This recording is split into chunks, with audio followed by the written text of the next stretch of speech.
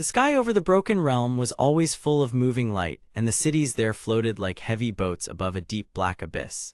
Stone towers hung on chains of wind, white bridges crossed between shining plates of metal, and distant thunder rolled through the air even when no clouds were near. The people of this world lived with one rule in their hearts, and that rule was simple and cruel. If you could not bind a mech relic with a spirit contract, then you could not protect your city when war came. That was why the old sky fortresses mattered so much, and that was why the whole realm was already trembling when Aren fell into it. He was a plain young man from another world, with short black hair, sharp eyes, and a body that looked more tired than strong. He had no royal blood, no magic lessons, and no plan at all, only a stubborn will to survive and a mind that refused to give up when things turned impossible. The central danger was clear from the start. Several rival kingdoms were racing toward the Sky Fortress network, and if one power seized it and closed the world seal, every city left outside would be trapped, starved, and lost in the abyss forever. Aren landed in the middle of that danger with no warning, slammed into a metal platform in the city of Hale, and nearly fell through a broken gate before a patrol pulled him back. The city guard was led by Captain Sarah, a woman with long brown hair, a hard stare, and a calm voice that hid real fear. She wore a steel blue coat over light armor, and she wanted only one thing: to keep her city alive long enough for help to arrive. Beside her stood Leo, a young man with sandy blonde hair and a quick smile that failed to hide his nerves. He was a mechanic who repaired relic frames, and he believed the Sky Fortress network could still be restored if the right pilot appeared. They both stared at Aren when a dormant mech relic in the plaza suddenly lit up as he touched it, because the old machine answered him at once, without ritual, without delay, and without pain. In that instant, the impossible truth became clear. Aren had the rare gift of instant synchronization, a gift so strange that even Sarah stepped back. Most pilots needed years to form one bond, and many failed after great effort. But Aren could hear the spirit pulse inside the relic like a clear voice, and the machine followed his thoughts as if it had been waiting for him. That gift made him valuable, but it also made him dangerous, because anyone who learned the truth would try to claim him. The first real attack came before sunset. Dark banners appeared over the western bridge, and the soldiers of King Victor marched in with heavy relic frames and iron masks. Victor was the ruler of a high city called Blackwatch, a man with black hair, cold gray eyes, and a cruel habit of smiling when others panicked. He wanted the Sky Fortress network because he believed the realm was already too broken to save. In his mind, the weak should be sealed out and the strong should rule what remained. That belief was not random evil. It came from years of watching floating cities collapse, spirit storms tear apart trade routes, and citizens beg for protection that never came.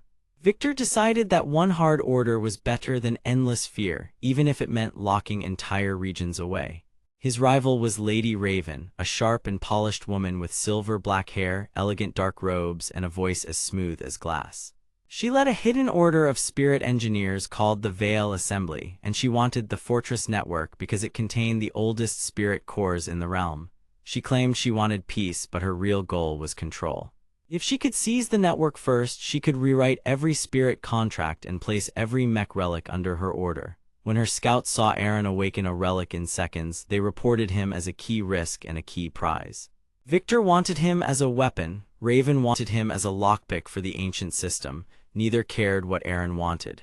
Sarah had no choice but to bring Aren into the city forge, where Leo and a stern elder named Master John studied relic maps spread across metal tables.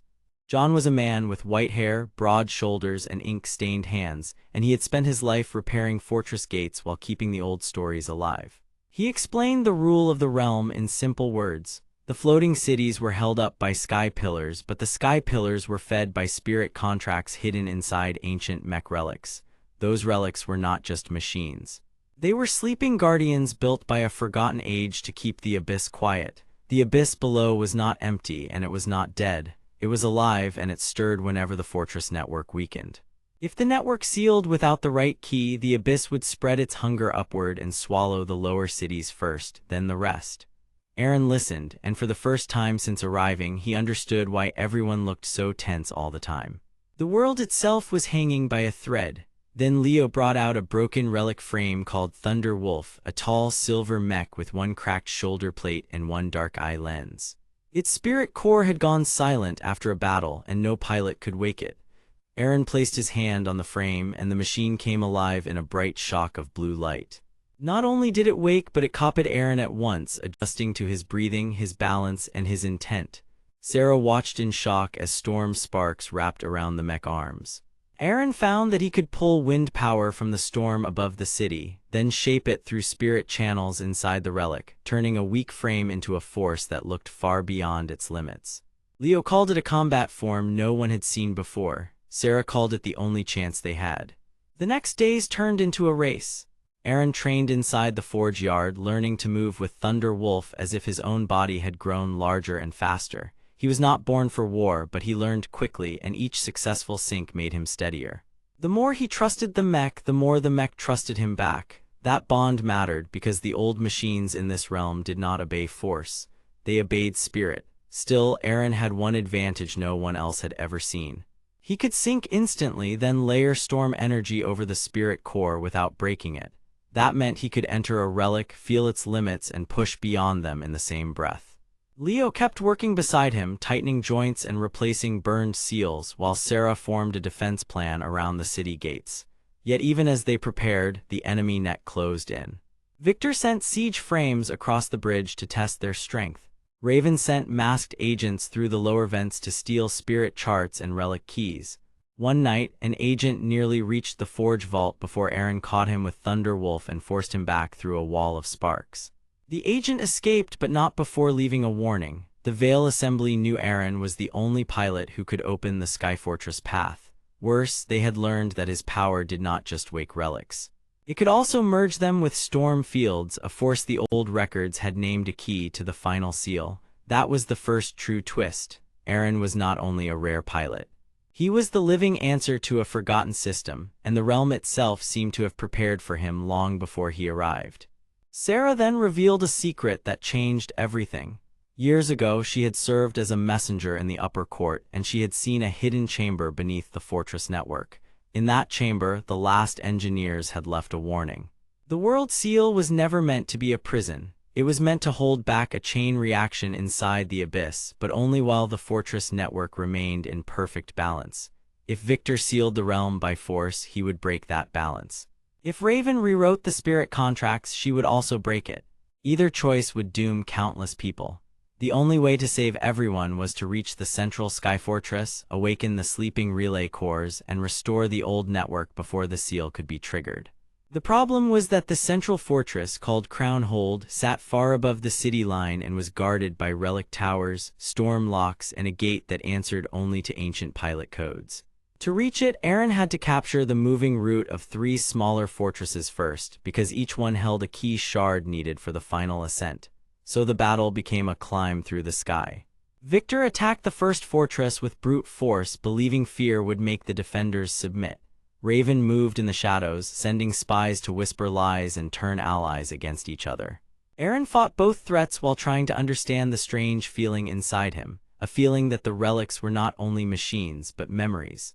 During one fierce clash on a wind bridge, Thunder Wolf merged storm power and spirit force so cleanly that its armor formed a sharp new shell of light. The sight stunned both armies. For a moment, even Victor hesitated. But the greatest shock came when Aren reached the second fortress and found the true face of the Hidden Order.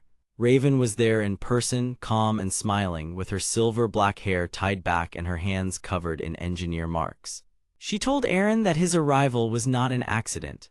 Long before he fell through the rift, the Veil Assembly had opened small fractures between worlds while searching for a pilot who could wake the old network.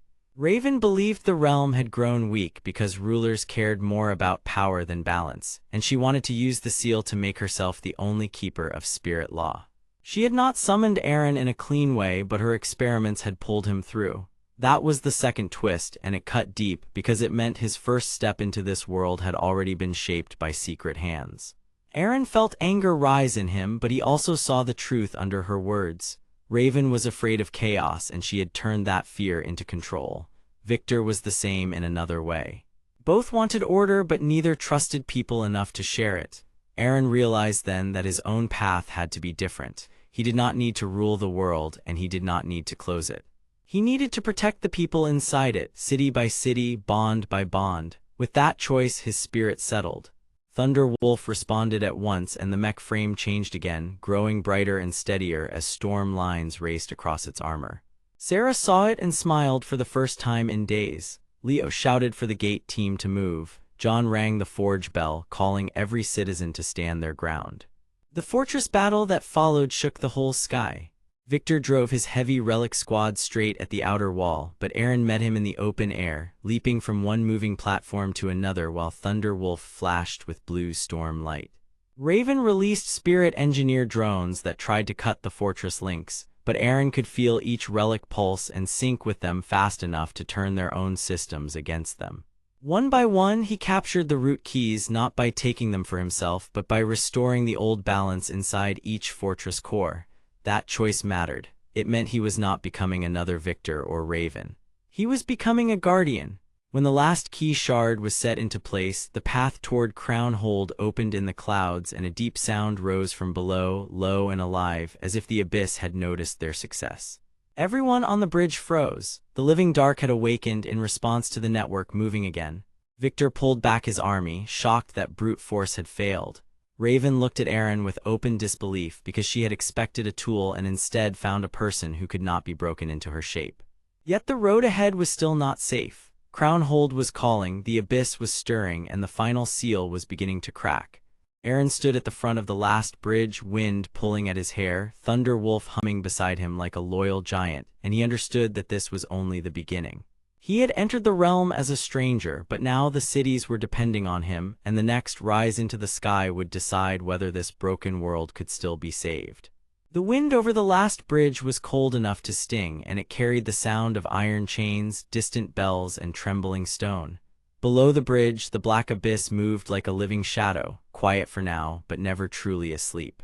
Aren stood near the front with his short black hair pushed back by the wind, his dark eyes fixed on the sky path ahead, while Thunder Wolf waited beside him like a tall silver guardian with one glowing blue eye. Behind them, Hale glowed with forged lights and narrow windows, and every light in the city looked smaller than before, as if the whole place knew that something terrible was waiting above. The danger was simple and clear, even if the world around it was not. Crown Hold was calling, the final seal was cracking, and if the seal broke before the sky network was repaired, the abyss could spread through every floating city and leave nothing but falling stone.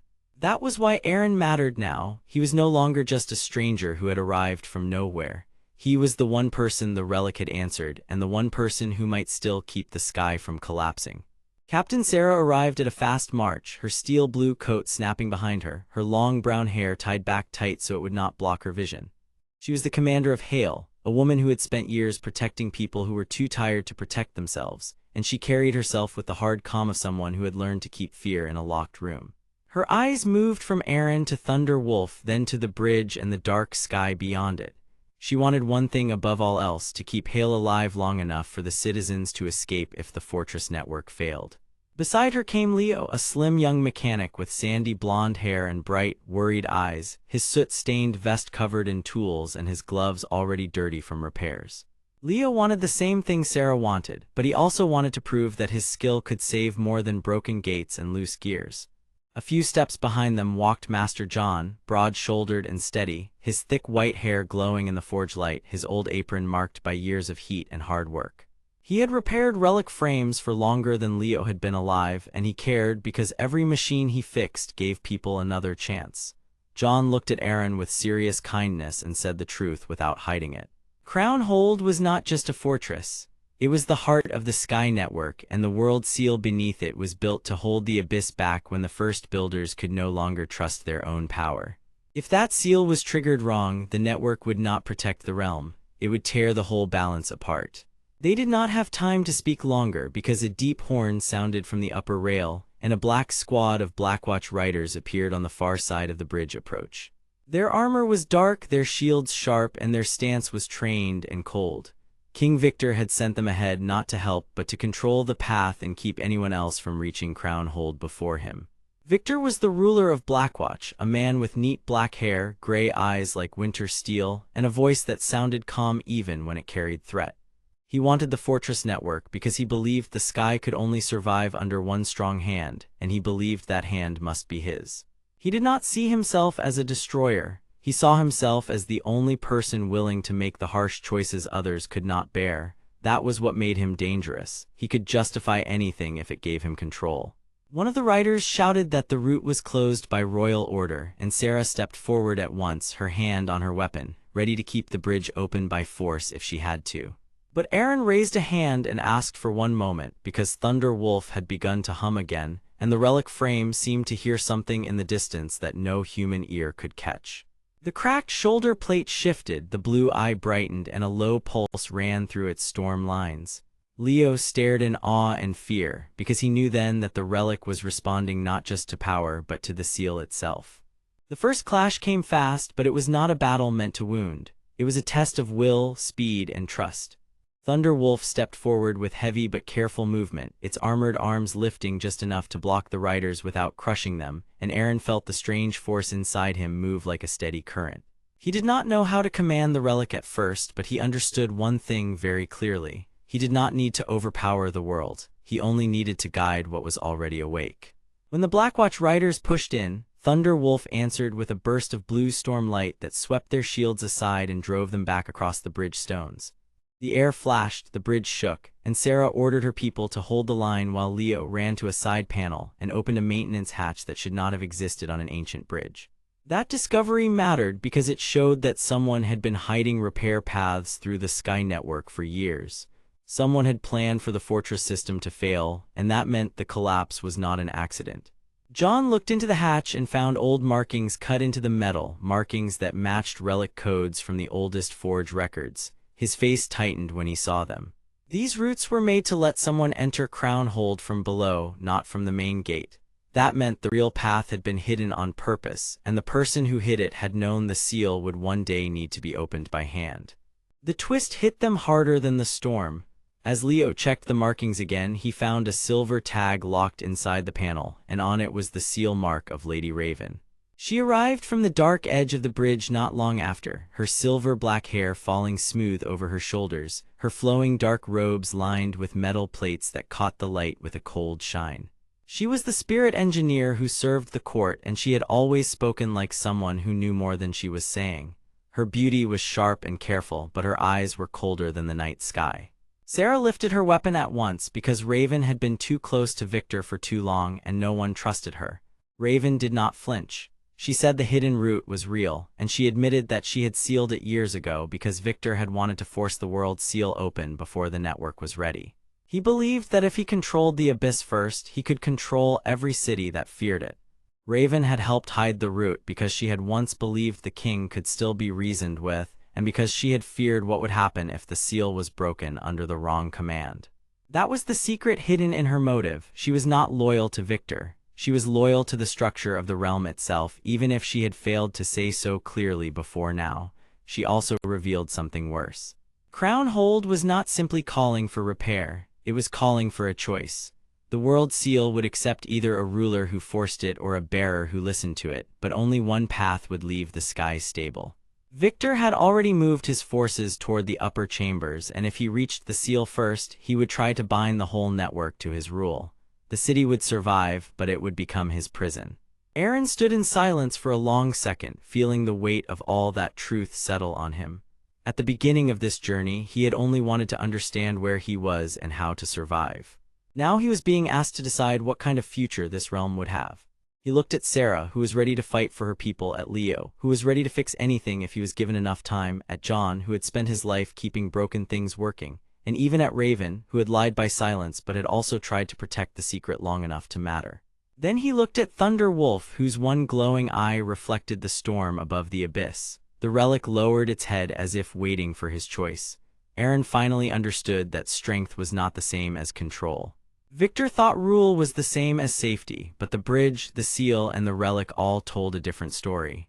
The realm could only be saved by balance, trust, and people willing to stand together. He placed his hand on Thunder Wolf's shoulder plate, and the machine answered with a deeper hum than before, like a promise waking up. Sarah gave a single sharp nod, Leo locked the hatch open, and John handed Aren a worn relic key that had been hidden in his forge for decades. That key was the first proof that the old builders had expected someone like Aren to arrive one day. They moved at once because the sky did not wait for anyone. Sarah led the line, her voice firm as she ordered the surviving guards to hold the bridge. Leo stayed close to Thunder Wolf and kept checking the joints, whispering careful warnings whenever a spark jumped from the frame. John carried his tools and showed them the hidden route down into the maintenance spine beneath the bridge, where old stone and new steel were stitched together by forgotten hands. Raven stayed near the back, watching the dark sky with a face that gave away almost nothing, yet her silence now felt different. It was not the silence of a spy trying to hide. It was the silence of someone afraid she had already made the wrong choice once and could not afford to make it again. Ahead of them, the hidden path led toward Crown Hold, where the storm locks were beginning to spin out of control and the last seal was cracking open wider with each passing minute. Far above, a distant pulse flashed behind the clouds and everyone felt it at once. The abyss was stirring again. Aren took one breath, then another, and followed the others into the shadowed passage. He was still the outsider in name, but no one in that line treated him like one anymore. He had become the one person the sky could not ignore. And as the secret route opened beneath the bridge, the path to Crown Hold waited ahead, dark and narrow, with Victor already climbing toward it from the other side. The secret passage dropped under the bridge like a black scar, and the cold air inside carried dust, old oil, and the smell of stone that had not been touched in years.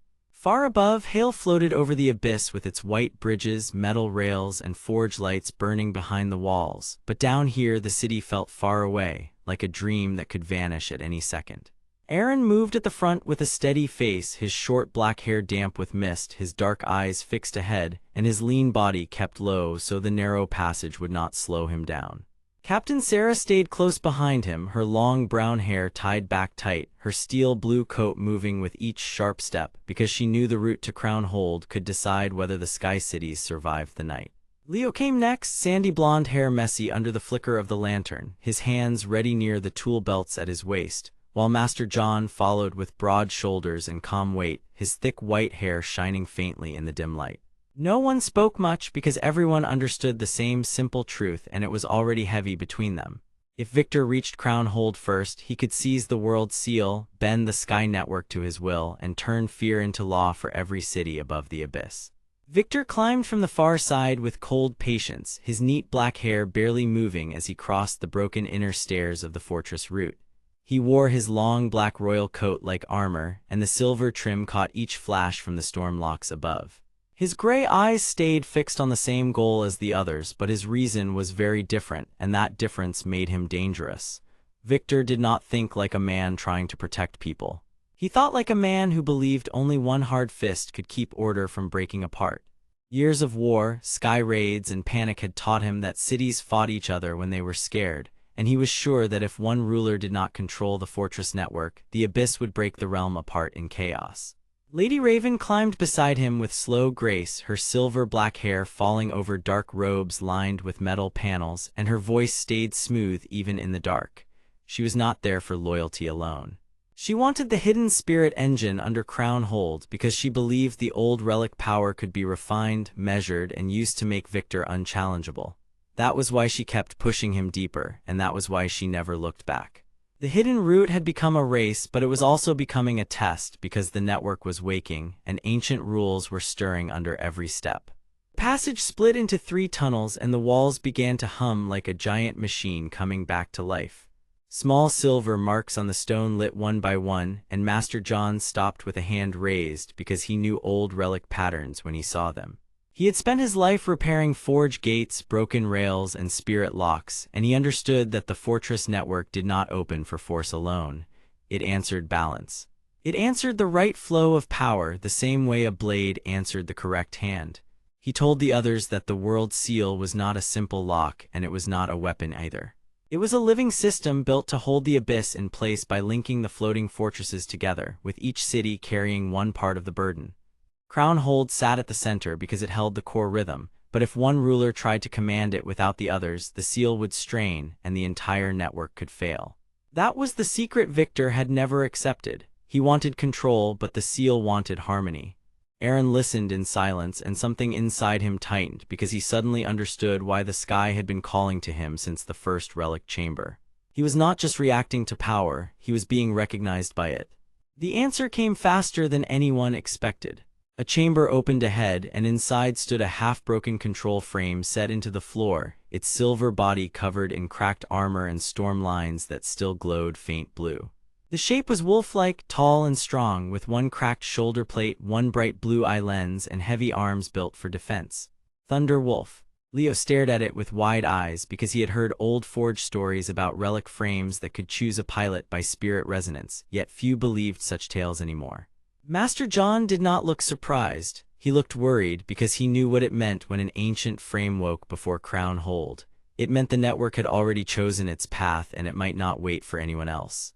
The chamber floor then lit with a ring of symbols, and a clear voice came through the stone, calm and old, speaking of the world's seal as if it had just been waiting for this moment. It said the seal would respond to the first true bearer who could carry both force and balance, not fear and conquest. Then Thunder Wolf lifted its head and its blue lens locked onto Aren. The frame did not rise for Sarah, did not answer Leo, and did not bow to John. It answered Aren at once, as if it had known him before any of them arrived.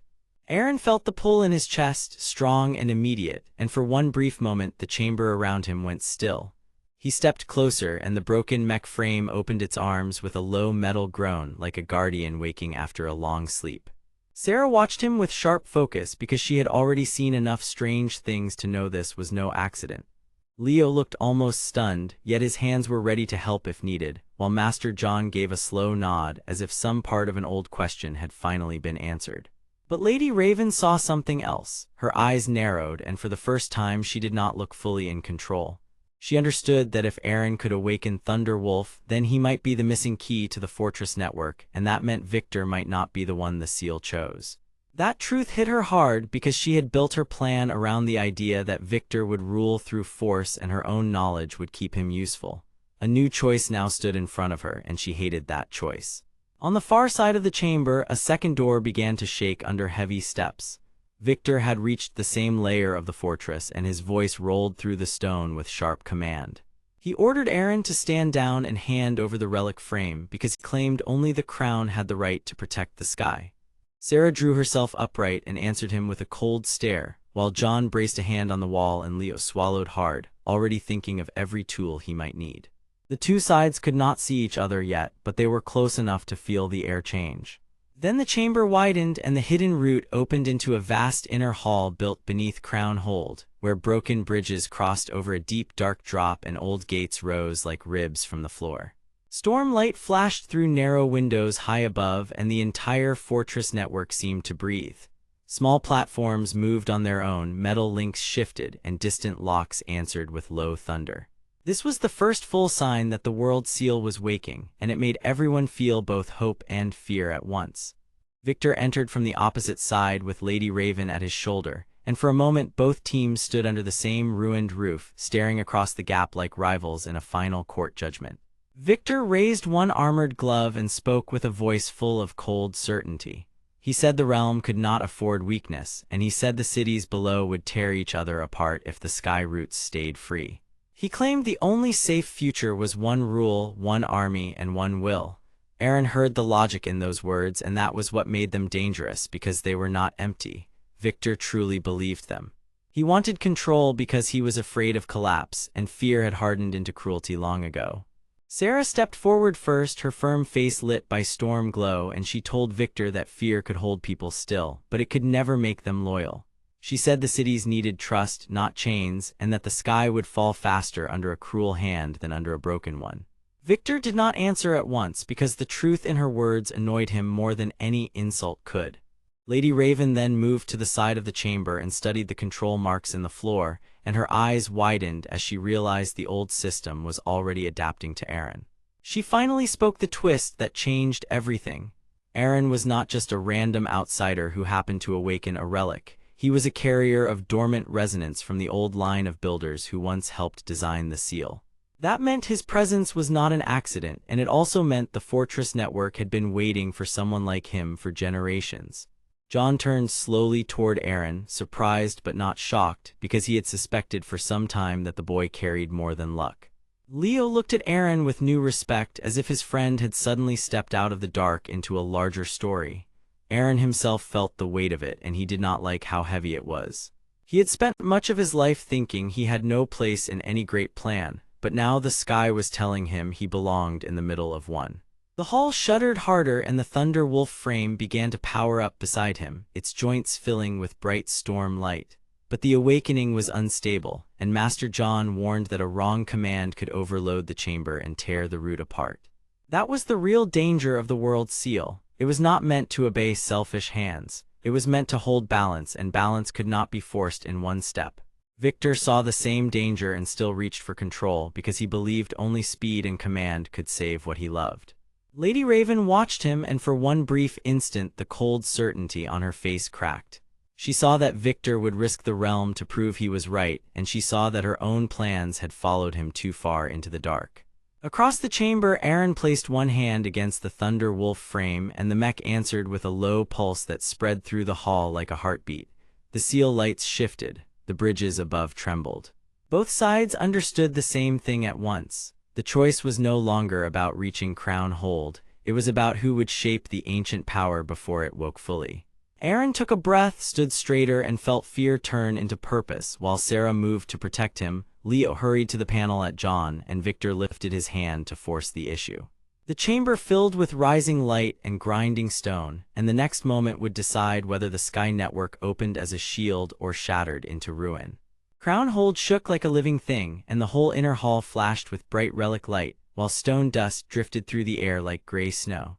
The vast chamber below the fortress had broken bridges, moving platforms, and deep gaps that seemed to swallow sound, and every wall was marked with old symbols that woke in slow waves of gold and blue. Aren stood near the center of it all, a young man with short black hair, sharp dark eyes, and a lean body that still looked ordinary at first glance, even as the moment around him became anything but ordinary. He wore a simple dark jacket, fingerless gloves, travel pants, and worn boots, and his calm face hid the fact that his mind was moving faster than anyone else in the room. He understood the danger at once. If the ancient power finished waking in the wrong way, the Sky Fortress network could tear itself apart, and the whole Sky root system could fall into chaos. That was why Sarah moved to his side without hesitation, because Captain Sarah was a woman with long brown hair, pale skin, and a firm face that had learned to hide fear behind discipline. She wore a steel blue military coat over light armor and dark riding boots, and she carried herself like a guardian who had already lost too much to ever give up again. Master John stood near the broken control wall, an older man with thick white hair, broad shoulders, and weathered skin, his dark forge apron hanging over a plain work shirt and heavy pants. His kind but serious eyes watched every flicker of light because he knew this ancient system better than almost anyone alive, and he knew that the wrong command would not just fail, it would lock the entire fortress into ruin.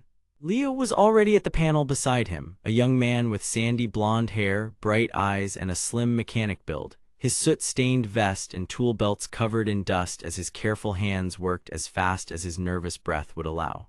He wanted to keep the machinery alive because he had spent his whole life fixing broken things, and now he was trying to fix the oldest thing he had ever seen.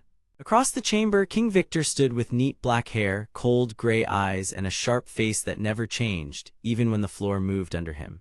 He wore a long black royal coat with silver trim, armored gloves, and a high collar, and his cruel calm made him more frightening than any shout could have. He did not want to destroy the network. He wanted to own it, because a controlled sky route would let him rule every city above the abyss, and he believed that fear was the only honest kind of order. Beside him, Lady Raven watched with silver black hair and elegant features, her flowing dark robes fitted with metal panels and spirit engineer markings. She looked polished, cold, and hard to trust, and she mattered because she was the one who understood the hidden mechanics of the relic systems better than almost anyone in the chamber. She had helped Victor this far, but her true wish was still hidden inside her guarded expression. Then the Thunder Wolf relic frame answered again. The broken silver mech body with its cracked armor, dark lens panels, storm energy channels, and wolf-inspired lines shifted where it stood partly embedded in the floor. Its one blue eye lit brighter, and its heavy frame gave a low pulse that matched Aren heart for heart. This was not random power. It was a test body made for resonance, and it had chosen Aren because his mind stayed clear under pressure. The revelation struck him hard. He was not only opening a door, he was becoming the hand that would decide how the door moved. Victor saw that too, and his lifted hand tightened as he forced the command forward. The chamber answered with a deep grind, and the air filled with a harsh pressure that made everyone brace. Sarah stepped in front of Aren, ready to block Victor long enough for Leo and John to finish the panel sequence, while John shouted for Leo to hold the current steady and not let the control frame overload. The broken silver relic frame began to rise from the floor, slow and heavy, as if waking from a long sleep, and the storm lines across its body lit one by one. For one tense heartbeat, it looked as if Victor would seize control before anyone could stop him. Then Aren reached out with both hands and felt the resonance flood through him like cold lightning without pain. He did not fight the power. He listened to it. That was the first real choice he made, and it changed everything in the chamber. He understood that the world seal was not a weapon built to strike first. It was a lock, a shield, and a balance point for the whole sky realm. If someone forced it open with greed, it would turn wild and break the fortress network apart. If someone guided it with calm purpose, it could seal the abyss and protect every route between the floating cities. Victor wanted command because he feared a world he could not control. Aren wanted protection because he had seen too many people suffer under fear. That difference mattered more than strength. The Thunder Wolf frame suddenly unfolded at the joints, and its armor plates shifted with a harsh metallic cry as it rose to one knee, then to both feet. Its blue eye locked on Aren, and the chamber lights bent around the machine as if the relic itself was taking a breath. Leo shouted that the panel was almost ready, but the wrong input would trigger a full collapse of the lower hall. Master John barked a warning that the old bridge supports were failing and the moving platforms had begun to slip out of sync. Sarah looked over her shoulder and saw Victor stepping forward through the light, his armored gloves ready to seize the control line by force. For a moment, the room split into two clear paths. One path led to domination, fear, and Blackwatch taking the sky roots for itself. The other path led to risk, trust, and a power shared with purpose. Then Lady Raven made her move. She did not rush at anyone. Instead, she raised one hand and spoke a quiet command in the old relic language, and the markings on the wall answered her at once. A hidden set of locks opened under the floor, revealing a narrow secret passage beneath the bridge, made of old stone blocks, damp walls, and faint relic markings. This was the twist that no one had expected. Raven had not come only to support Victor. She had been using him as a shield because she knew a second route into the fortress core, and she had hidden that knowledge until the last possible moment. Her motive now came into focus. She wanted the world seal because she believed Victor would misuse it, but she also wanted the power for herself if she could take it first. In that instant, no one in the chamber could trust her fully, and that made the battle even worse. A gust of cold air rose from the opening below, carrying dust, old water, and the sound of deep machinery moving under the fortress. Victor turned toward Raven with a sharp look of anger because he understood at last that she was not his loyal partner. She was his rival. The chamber now had three dangers instead of one. Victor wanted control from the front, Raven wanted control from the shadows, and the fortress itself was waking without waiting for any of them. Aren took one steady breath and made his choice. He told Sarah to hold Victor back. He told Leo to keep the panel alive. He told John to guide the resonance flow through the cracked control frame. Then he stepped toward the Thunder Wolf relic and placed both hands on its chest plate where the blue light burned brightest. The machine answered with a deep hum, and the whole chamber seemed to align around that sound. Its heavy arms lifted and its cracked body locked into a stable stance. The broken frame was not just a shell. It was an early body made to carry a will into the world seal system, and that will had to be clear, brave, and steady. Aren felt fear inside him, but it no longer ruled him. He thought of the cities that depended on the sky roots, the people who could be saved if the fortress stood firm, and the many lives that Victor was willing to trap under his rule. That was enough. He pushed his mind into the relic flow, and the ancient power opened like a great door inside his chest. Light surged down the storm channels of the Thunder Wolf frame, jumped across the floor, and raced into the control panel beside Leo. The broken bridges under the chamber shuddered, then held. The moving platforms slowed, then found balance. John shouted that the sequence was working, and Sarah drove Victor back from the main line just long enough for the relay to lock. Victor struck the wall of light with armored force, but the power met him and forced him to retreat one hard step at a time. He was not defeated yet, but he could no longer reach the center. Lady Raven saw the same thing and slipped into the secret passage below the bridge before anyone could stop her. vanishing into the dark with one last cold glance over her shoulder. She had chosen her own path, and that path would matter later. Then the chamber changed again. A deep tone rolled through Crownhold, low and ancient, and the symbols across the floor began to spread outward in a wide ring. The world seal was recognizing a valid bearer, but it was still not fully awake. It needed one final alignment, and that alignment would require someone to go deeper into the hidden inner hall beneath the fortress. Aren stood beside the now stable Thunder Wolf frame, breathing hard but standing straight, and the machine remained linked to him like a guardian that had finally found its rider. Sarah looked at him with a mix of respect and worry because she could see that he had crossed from outsider to keykeeper in a single moment. Leo wiped dust from his face and realized with a nervous grin that their repairs had done more than save a machine. They had opened the true path forward. Master John placed one weathered hand on the panel and said that the fortress would not give up its secret until someone proved worthy of it. Victor, now pushed back but still unbroken, glared through the light and promised with his silence that he would not leave this place empty-handed. And far below, through the secret passage and beyond the shaking stone, the inner hall of Crownhold began to glow with a deeper light, as if something huge and ancient had just opened one eye. Aren felt that pull at once. The next step would not be about holding the line, it would be about entering the heart of the fortress where the true control frame waited and where the final choice would become even harder. So he took one more breath, looked at Sarah, Leo, and John, and moved forward with them toward the new darkness, while above them the sky network hummed like a storm trying to wake. The air inside Crownhold felt cold enough to slow thought, and every stone wall seemed to listen. Beneath the fortress, the hidden halls glowed with faint relic lines, while the deep hum above them rolled through the floor like distant thunder. Aren moved first, with his short black hair still damp from the cold mist, his dark eyes fixed ahead, and his lean body held steady even as the pressure around him grew. Captain Sarah followed close behind, her long brown hair tied back, her steel blue coat catching the pale light, and her face stayed firm because her people were depending on her. Leo walked on the other side, sandy blonde hair shaking with each step, his slim frame tense, his tool belts clinking softly, and his bright eyes kept scanning every joint, seal, and crack in the ancient stone. Master John brought up the rear, his thick white hair glowing silver in the relic light, his broad shoulders squared, and his rough hands ready to work if the fortress decided to wake in the wrong way. They were not just walking into a hall. They were walking toward the heart of the Sky Fortress network, where the true control frame waited, where the world seal had been chained together long ago, and where King Victor meant to turn the whole system into a weapon that only he could command. The deeper chamber opened in layers, and each layer looked older than the last. Broken bridges crossed over a black drop, moving platforms slid with tired metal groans, and relic symbols pulsed under dust that had not been touched in years. Sarah slowed near the first bridge and whispered that if Victor reached this place first, he could lock every sky route in the realm and starve Hale, Blackwatch, and every smaller city that depended on the fortress network for clean lift and stable power. That was the real danger, and it was worse than a simple attack. The Sky Network did not just connect cities.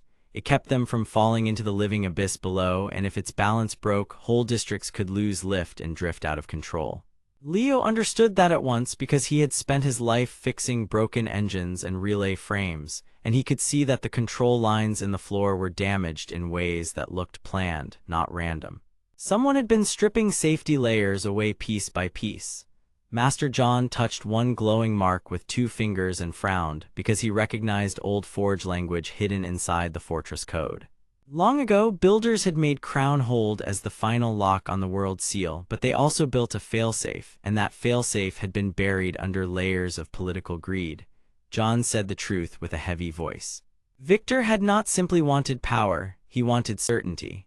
He feared a realm that could not be fully ruled, so he had searched for the world seal to force the whole network into one command path. In his mind, control meant safety, and anything he could not command meant risk. That made him dangerous because he believed his cruelty was wisdom. A cold voice echoed from the dark gallery above them, and Lady Raven stepped into view on a narrow ledge lined with silver marks. Her silver black hair fell straight over her shoulders, her elegant face carried a calm and sharp expression, and her dark robes moved like a clean shadow around her metal panels. She looked polished, secretive, and perfectly at home in the relic chamber, as if she had known this place longer than any of them. Sarah raised her hand at once, ready to challenge her, because Raven had always felt like a person who spoke with careful truth wrapped around hidden intent. But Raven did not attack. She simply looked at Aren and said the next door would only open for someone the fortress accepted as a living answer. Leo started to protest, and John narrowed his eyes because that sounded like another trap.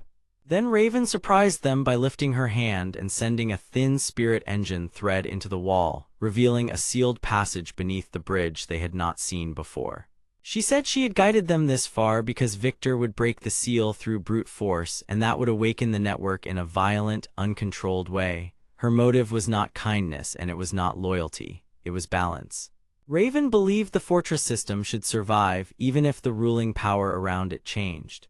She had watched Victor drain the city of trust, and she had chosen to steer Aren toward the hidden heart because only a careful hand could prevent the world seal from snapping shut around the wrong command. That was the first real twist of the chamber. The woman they had expected to fear was helping them, not because she was good, but because she had made a colder and more patient choice than Victor had. They entered the secret passage beneath the bridge, and the world changed at once. The tunnel was narrow, damp, and lined with rough old stone blocks that still held faint relic markings in the seams.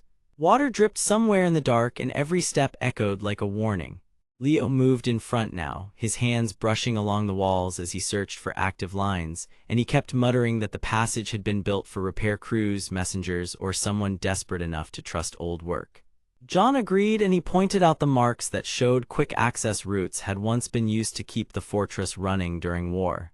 Sarah stayed near Aren because she could feel how the chamber was changing him. He did not look afraid, but he was growing quieter, and that quiet meant his mind was pulling at something deep. Aren had already felt that strange pull when the deeper light awakened, and now it was stronger. The hidden passage led into a vast underground space where broken platforms stretched over a black shaft, and a massive silver shape stood partly embedded in the floor. The relic control frame was there at last, its wolf-inspired armor lines cracked, its dark lens panels dim, and its storm energy channels sleeping under layers of old dust. It was not fully dead. It was waiting. The instant Aren stepped near it, the control frame answered with a low pulse that shook the chamber.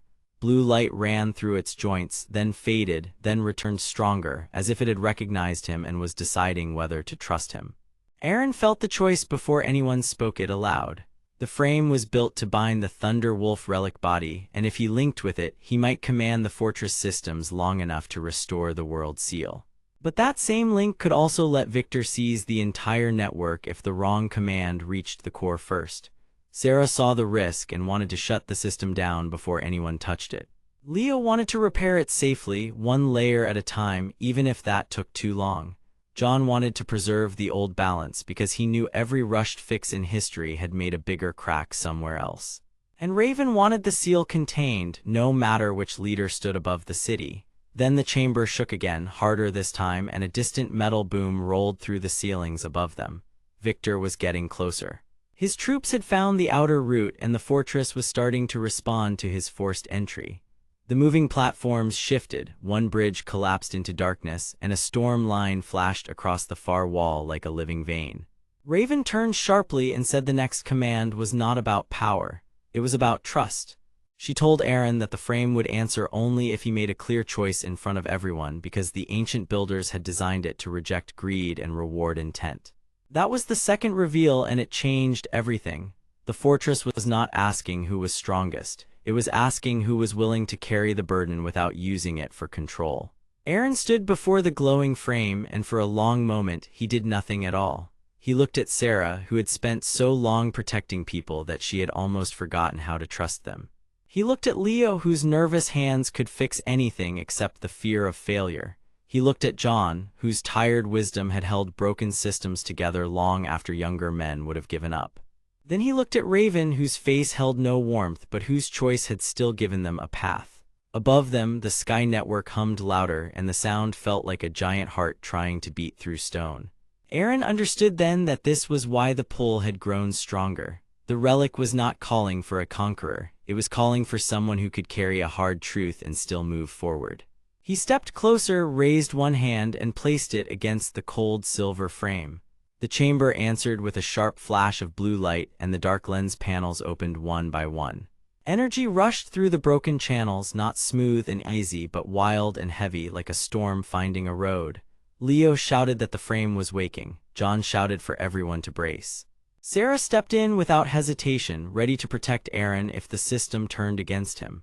And then the buried voice of the fortress spoke through the glow, low and ancient, asking the one question that mattered now. Who will hold the seal when the sky begins to break? Aren did not answer yet, because the question itself was only the beginning, and somewhere above them, King Victor was about to reach the same chamber from the other side. The chamber under Crown Hold was cold, deep, and full of a faint blue glow that moved like breathing light. Broken bridges crossed over a dark drop, and old relic symbols ran along the floor like warning lines. Aren stood near the center of that light, his short black hair still damp from the thin mist drifting through the stone halls, while his sharp dark eyes stayed locked on the silver frame that had begun to wake. Sarah, the woman with long brown hair and a steel blue coat, kept one step in front of him, because she knew the chamber might turn dangerous at any second. John, the broad older man with thick white hair, held his ground near the broken control pillar, and Leo, the sandy blonde mechanic, hovered close with trembling hands and wide bright eyes. They all understood the same truth now: the world seal was failing, and if it broke before the fortress was ready, the sky roots above Hale and every other city could collapse into the abyss. Then the buried voice spoke again through the light, low and ancient, and it made the whole chamber feel smaller. It did not shout, it did not rage, it only asked the question again, slow and heavy, as if the walls themselves were listening. Who will hold the seal when the sky begins to break? John looked at Aren and nodded once, because he had already guessed that the answer would matter more than any tool, any key, or any order. Sarah shifted her stance and lifted her chin, ready to strike first if the frame turned wild. Leo swallowed hard and looked at the glowing lines across the floor, because he could see that the relic system was not simply turning on. It was choosing. Aren felt that choice press against his chest like a stone, and he finally understood why the fortress had not answered to Victor or to the other guards above. The seal did not want power. It wanted someone who could carry weight without breaking under it.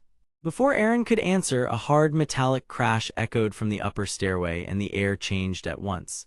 A second path, hidden behind the old support wall, burst open with a burst of dust and blue sparks, and King Victor stepped into view with cold calm on his severe face. He wore his long black royal coat with silver trim, and his armored gloves were already clenched, as if he expected the chamber to obey him by force. Beside him moved Lady Raven, elegant and unreadable, her silver black hair falling over dark robes with metal panels and spirit engineer marks. She did not look surprised to see the chamber awake. In fact, she looked prepared. That made her more dangerous than Victor in that moment, because it meant she had known more than she had shared. Victor looked at Aren as if he were not a person at all, but a problem standing in the wrong place.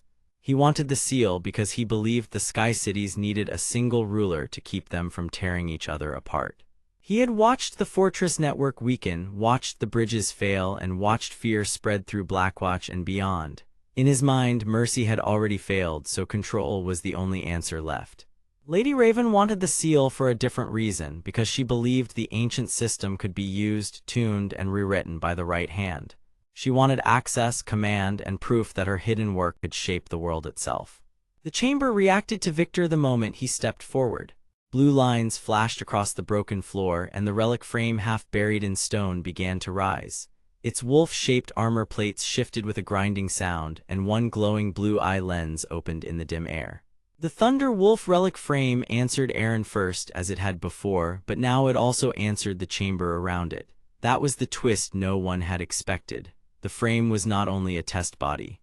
It was a key lock, a living part of the world's seal, and it would only fully awaken for someone the fortress recognized as a holder, not a controller. Leo saw it before the others did and shouted that the energy channels were linking to the whole chamber, not just the frame. John immediately backed him up, telling everyone to stay clear of the moving floor plates, because if the seals locked wrong, the chamber could shut them inside or break the path beneath them. Sarah moved in front of Aren again, her face hard with focus, because the moment Victor reached for the seal, the fight would begin. Victor did not wait. He raised one gloved hand, and the hidden guards who had followed him through the upper passage poured into the doorway behind him. Their dark armor shone under the relic light, and they spread out fast, trying to cut off the only safe exits. At the same time, Lady Raven lifted a small spirit engineer device from her sleeve, and its surface opened with thin rings of pale light. She spoke a few calm words into the device, and the chamber symbols flickered in answer. That was her true plan. She had not come only to support Victor. She had come to bend the chamber into a shape that would let her control both him and the seal. Yet the fortress did not obey so easily. The symbols on the floor burned brighter, and the Thunder Wolf frame began to move on its own, one step at a time, as if pulled by a deep memory. Its heavy arm lifted, and its storm lines filled with blue power. Aren felt the pull in his hands, the same strange echo he had felt before, and he realized the relic was waiting for him to choose trust over fear. Aren did not rush Victor. He did not try to prove himself with loud words. Instead, he looked at Sarah, John, and Leo, and he saw the choice in their faces. Sarah was ready to protect him even if it meant standing alone. John was ready to guide him even if the answer came from pain. Leo was scared, but he kept looking for the pattern that could save them all. Aren understood then that holding the seal did not mean ruling over it. It meant carrying it for others. He stepped forward, placed both gloved hands on the glowing frame, and let the chamber feel his steady will. The Thunder Wolf frame answered at once, and a wave of blue light spread across the broken hall. The floor plates locked into a new pattern, the dropped bridges lifted halfway, and the chamber opened a second path deeper below Crown Hold. Victor tried to force his way through the flare, but the light pushed him back, and his guards were forced to retreat for a moment as the system rejected their pressure. Lady Raven narrowed her eyes because she finally saw that the seal had chosen a holder, not a master. But the chamber did not fully settle. The buried voice spoke once more, and this time the meaning was clearer, almost cruel in its calm. It told Aren that one seal could not hold forever unless the rest of the fortress network was restored. That was the second revelation, and it changed everything. Crown Hold was not the final answer. It was only the center. The Sky Fortress network had been built in pieces, each city and bridge sharing the burden, and if too many pieces stayed broken, the world seal would fail no matter who touched it. John closed his eyes for a moment because he now understood the old repair marks he had seen in the chamber walls. This fortress had not been made for one king, it had been made for many hands. Victor, hearing that truth, lost some of his calm for the first time. He had believed the seal was a throne. Instead, it was a duty spread across the sky. Even so, Victor did not step aside. He drew his coat back, and the cold gray eyes on his sharp face hardened again. He ordered the guards to seal the lower path and take the chamber by force. Lady Raven raised her device a little higher, and the symbols around her flashed with unstable light. She knew the path below had opened, and she wanted it before anyone else could reach it. The chamber shook once, then twice, and a deep sound rolled through the stone like a warning from the fortress itself. Aren held the Thunder Wolf frame steady, his body tense but his mind clear, and for the first time since the beginning of the crisis, he did not look like an outsider at all. He looked like the one person the chamber had been waiting for. Sarah moved to his side, John signaled Leo toward the newly opened path, and the four of them formed a line between the relic light and Victor's advancing shadow. Above them, the broken Sky Fortress groaned. Below them, the dark root of the network opened wider, and somewhere deeper in the ancient system, a second lock began to wake. The battle was not over. It had only moved to a lower level, where the next answer was waiting in the dark. The lower level of Crown Hold felt colder than the hall above it, and the air carried a damp metal smell that clung to the skin. Broken stone ribs crossed the ceiling, pale relic lights flashed in slow beats, and the deep floor beneath them trembled like a giant machine waking after a long sleep. Aren stood at the front with his dark jacket tight on his lean frame, his short black hair damp with dust, and his sharp dark eyes fixed ahead. Sarah stood close beside him, her long brown hair tied back and her steel blue military coat shining in the low light, while Leo hovered on the other side with sandy blonde hair, a tool belt bouncing at his hips, and worry written all over his bright face. John came last in the line, broad-shouldered and steady, his thick white hair glowing under the relic light, his forge apron dark with soot, and his serious eyes watching the shadows for danger. They were not here by choice, and they all understood the same hard truth, because the second lock had begun to wake, and if Victor reached it first, he could take control of the world seal and twist the whole fortress network for his own rule. That was the danger now, clear and simple, and every step below Crown Hold could decide whether the Sky Cities stayed safe or fell into chaos. A faint hum rolled through the corridor, and the walls answered with thin lines of blue light that ran under the stone like veins. Leo knelt beside a cracked control strip in the floor, his gloved hands moving with careful speed as he studied the old relic marks. He was the youngest of the four, but he mattered more than anyone wanted to admit, because he understood old machine systems better than most trained officers, and his skill could open paths no soldier could force. He looked up and pointed toward a narrow turn where the passage split in two, and he swallowed hard before speaking. He said that one path led toward the lower lock chamber, while the other led toward a service bridge that might let them circle around Victor. Sarah did not waste time. She asked what he trusted. Leo stared at the flickering lines, then chose the left route because the right side showed power spikes that felt wrong. John nodded at once, trusting the boy because John had spent his life fixing broken things and he knew the sound of a system under stress. Aren listened without interrupting, and that mattered because he was the one who had first answered the Thunder Wolf relic frame, and the same strange resonance still lived inside him. It was not magic in the childish sense, but a deep rule of the Fortress network, a spirit-based link that answered calm minds, steady hands, and honest intent. That was why Aren had become important. The fortress did not wake for power alone, it woke for balance. Then the corridor shook and a sharp voice echoed behind them, cold and clean, as Victor ordered them to stop running.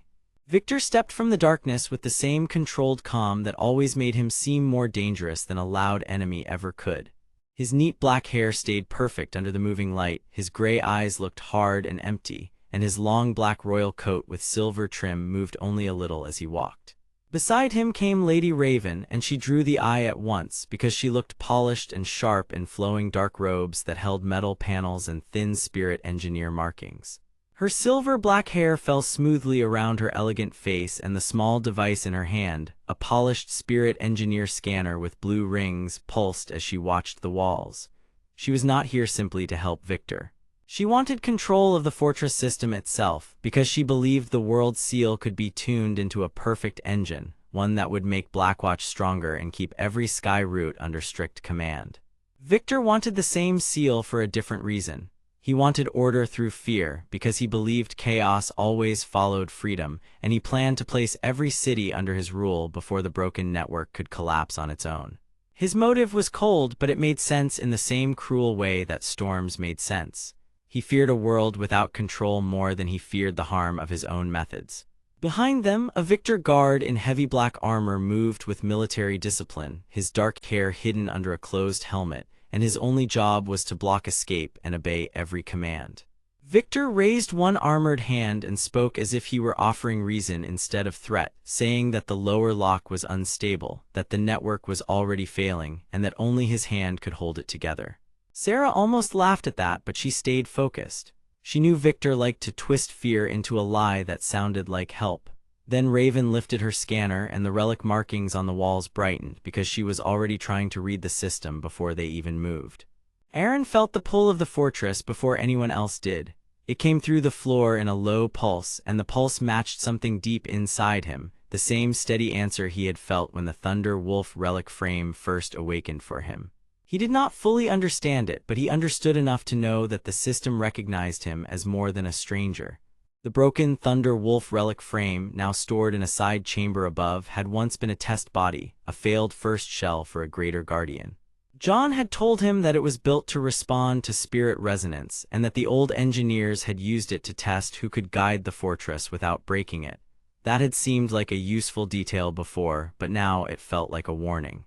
If Victor used the lower lock without the right balance, the system could lock down the entire Sky Fortress network and trap every city route in a frozen state. Worse, the World Seal could overreact, shut down the open paths, and leave whole regions cut off from supply and rescue.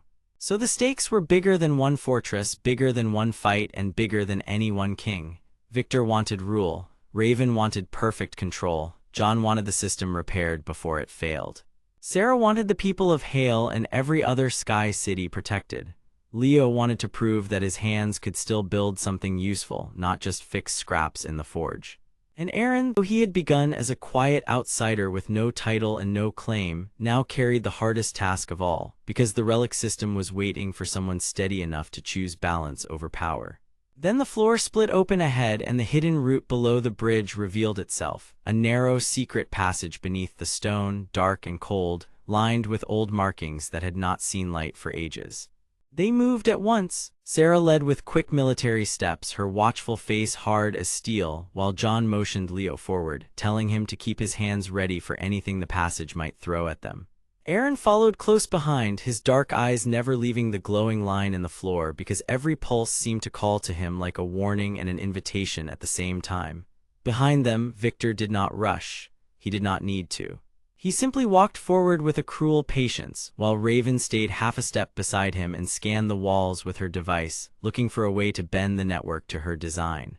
The secret passage beneath the bridge was only wide enough for one person at a time, and the stone blocks sweated cold water from the ceiling. Old relic symbols blinked faintly across the walls, and in that dim light the group could hear the lower locked chamber beginning to open ahead of them. Then from far below, a deep metallic note rolled through the fortress, and the sound made every person stop for one beat. It was not the sound of a normal machine. It was the sound of a massive system recognizing new pressure and preparing to answer. John whispered that the inner hall was near, and that once they entered it, the real choice would begin.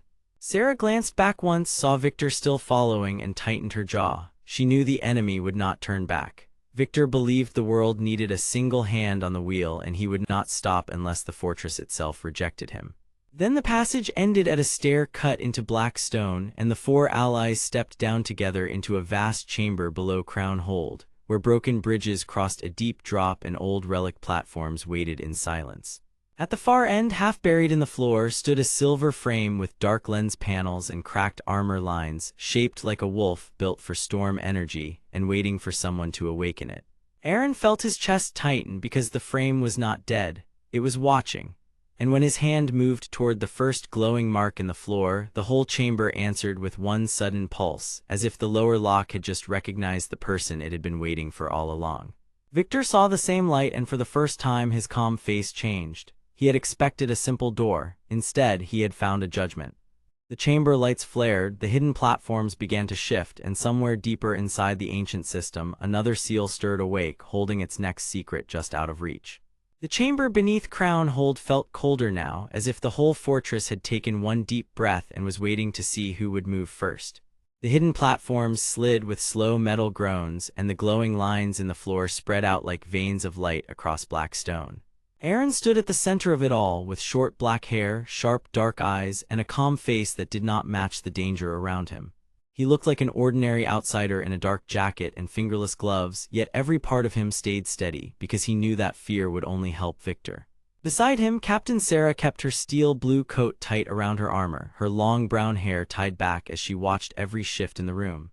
Leo, with sandy blonde hair and a nervous, focused face, crouched near the edge of a platform and gripped his tools like they were the only safe thing left in the world. Master John, broad-shouldered and strong in his dark forge apron, stood behind them with his white hair lit by the floor glow, and his serious eyes told the others that he had seen enough ancient danger to know this was not a simple lock. Above the broken bridges and moving stone, King Victor watched with his neat black hair, cold gray eyes, and tall royal coat, and for the first time his perfect control cracked. He had come to claim a doorway, a weapon, and a path to rule the sky roots. Instead, the chamber had answered Aren, not him, and the silence that followed felt like the first sign of a much larger judgment. Lady Raven moved first. Her silver black hair caught the light as she lifted her small spirit engineer device, and its blue rings began to spin over the floor marks. She wore flowing dark robes with metal panels, and her expression stayed cool, careful, and almost pleased, as if this surprise only gave her more pieces to work with. She had no love for Victor, and she had even less love for chaos. Her goal was simple, even if her methods were not. She believed the world seal could be tuned, measured, and guided, and if she could control the relic system before it fully awakened, she could decide which city in the sky would survive. To her, that was not cruelty, it was planning. The device in her hand gave a thin hum, and she stepped around the glowing mark that had already chosen Aren. Victor turned his head toward her and said nothing, but his jaw tightened, because he knew she was reading the chamber for her own future. The first hidden seal had opened partway, and now the chamber was asking a deeper question. Who had the right to touch the heart of the world? That question mattered because the Sky Fortress network had held the floating cities together for generations, and if the wrong hand forced the seal open, the old balance could fail, and the cities above the abyss could begin to drift apart. Aren understood that at once. He also understood something else. The relic was not testing strength alone, it was testing purpose. That was why the floor had answered him, and that was why Victor looked angry instead of victorious. The chamber changed again before anyone could speak. A ring of stone panels rose from the floor, then turned, then locked into a new shape that opened a narrow passage under the central bridge. Cold air pushed out from the darkness below, and old relic markings flickered along the walls like waking eyes. Leo leaned forward first, because he was the one who could never stop looking at a broken machine and wondering how it worked. He had sandy blonde hair, quick hands, and a mechanic mind that always searched for the next hidden gear. "That tunnel is not natural," he said, his voice low and tight, "but it is part of the system." Master John nodded once, and his thick white hair moved against the shadow as he answered that ancient builders loved secret paths when they wanted truth to travel unseen. Sarah did not like the dark tunnel, but she liked Victor even less, so she gave a sharp order and told Leo to stay close while she checked the way ahead. Aren stepped toward the tunnel entrance, and the chamber answered him again with a short pulse of light. That pulse did not feel like a welcome now, it felt like a warning. Victor saw it too. His eyes narrowed and his calm voice turned colder as he ordered his Victor guard to spread out. The stern, armored man with dark hair and a closed helmet moved at once, heavy boots striking stone as he took position near the bridge. Victor had brought him for force, but force was becoming less useful by the second. The world seal was awakening in layers, and each layer was revealing that the relic did not belong to the crown. It belonged to the realm itself. Then the truth began to show through the chamber in pieces. Lady Raven scanned the floor with her device, and the blue lines in the air formed a rough map of the fortress network. She saw the lower seal, the hidden passage, and the marks that connected Crown Hold to the rest of the Sky Fortress chain. But she also saw one line that made her face go still. The line did not point to Victor's command chamber. It pointed to a deeper chamber below, one that had been hidden behind the others. She turned the device again, tried a second scan, and the same result returned. That made the answer clear. The world seal had been built with a second heart, and that heart was not meant for a ruler who wanted control. It was meant for a keeper who could bring balance back when the network began to fail. Victor noticed her pause, and for a moment his voice lost its smooth edge. He asked what she found, but she did not answer right away. She was smart enough to understand that a truth like this could break a kingdom faster than any blade. Aren looked at the lines, then at the floor, and he remembered every strange thing the relic had done since the first mark lit up for him. It was never only reacting, it was recognizing. That meant the chamber had been waiting for him for a reason, and that reason was larger than his own life. He had started this journey as an outsider who only wanted answers, but now he stood in the middle of a sealed judgment that could decide the future of the floating cities. That was the moment his fear changed. He was still afraid, but he was no longer confused.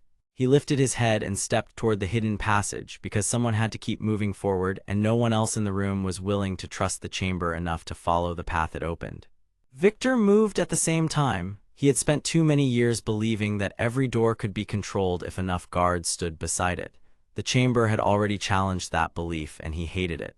His motive was easy to understand, even if his methods were harsh. He ruled Blackwatch through fear because he believed fear kept people from tearing the sky roots apart in panic. To him, order was worth almost any price. If the world seal could lock the network forever, then he could force every city to obey one command and stop the floating realm from falling into chaos. But the chamber had made one thing clear. The system did not care about his belief. It cared about balance. Victor ordered his guard forward, and the armored man lunged to block Aren from the tunnel. Sarah met him first, her watchful face hardening as she drew him away from the passage with a sharp clash of steel and shield. She did not aim to hurt him more than needed. She aimed to hold him back because she knew time mattered now. Leo rushed to the side panel and jammed one tool into a narrow seam, trying to freeze the shifting bridge before it moved again. Master John shouted for him to be careful, then used his own heavy strength to brace a broken support so the others would not be trapped when the floor shifted again. Above them, the chamber lights flared brighter, and the second seal deeper below answered with another slow pulse. That pulse rolled through the stone, through the bridge, and through every person there, as if the fortress itself had just taken notice of the conflict.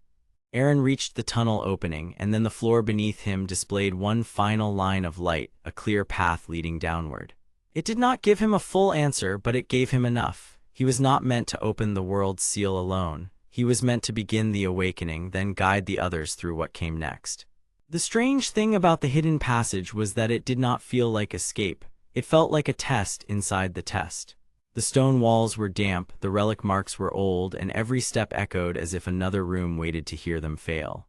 Sarah forced the armored guard back one more time, then fell in beside Aren, her long brown hair brushing her collar as she kept her eyes on the darkness ahead. Leo followed, breathing fast, but still watching the moving lines in case he could save them from a collapse. Master John came last, steady and wide, with the quiet strength of a man who knew that some repairs had to be made under pressure. Victor did not enter at once. He stood at the chamber edge with his black coat hanging straight, and for the first time he looked less like a ruler and more like a man who had just found out he might be too small for the truth in front of him. Lady Raven watched him from the side, her silver-black hair framing a face that showed almost no emotion, but her eyes were alive with calculation. She had seen enough now to know that the lower seal had chosen its next path, and that path did not belong to Victor. She also knew that if Aren reached the next chamber first, the relic system might reveal something that would change the whole balance of power in the sky. So while the others moved into the passage, she quietly saved the readings from her device, already planning how to use them later.